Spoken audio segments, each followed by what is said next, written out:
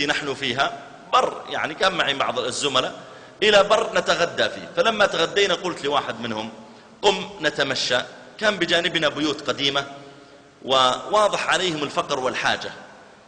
قمنا نتمشى، جئنا إلى بيت، فكان عند البيت طفل صغير يمكن 8 سنوات. أين أبوك يا ولدي؟ قال والله أبوي ما أدري.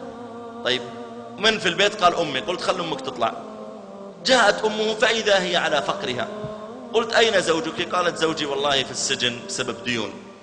طيب من ينفق عليكم؟ قالت والله لا أحد. فنظرت إلى البيت فإذا هو فعلا بيت فقر، كان معي بعض الزكاة وأعطيتها.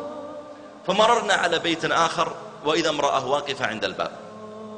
أمام البيت مزرعة صغيرة جدا يمكن 5 متر في 5 متر تقريبا.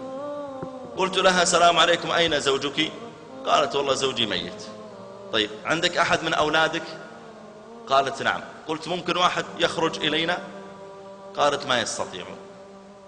ادخل أنت وانظر إلى أولادي.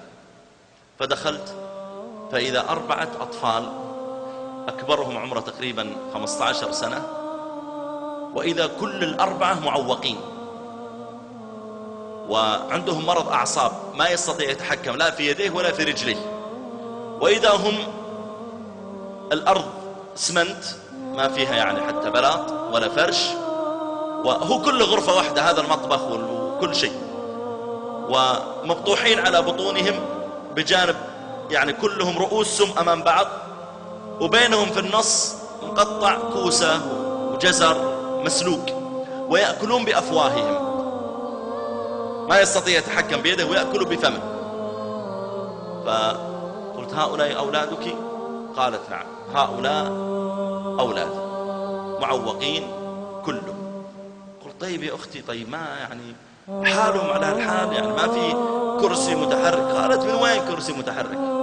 أنا حتى حفايض ألبسهم حفايض ما عندي، وأنت ترى يعني كبر سني وأنا أحملهم حمل لأجل أني أنظفهم من الغائط والبول في كل مرة، ولا أستطيع أني أبدأ أطعم كل واحد لوحده لأني مشغولة بهالمزرعة التي أزرع فيها الجزر والكوسة التي أطعمهم بها لأجل أن يعيشوا. هؤلاء أولادها بين يديها. إذا رأيت أولادك سليمين قل ربي أوزعني أن أشكر نعمتك التي أنعمت علي.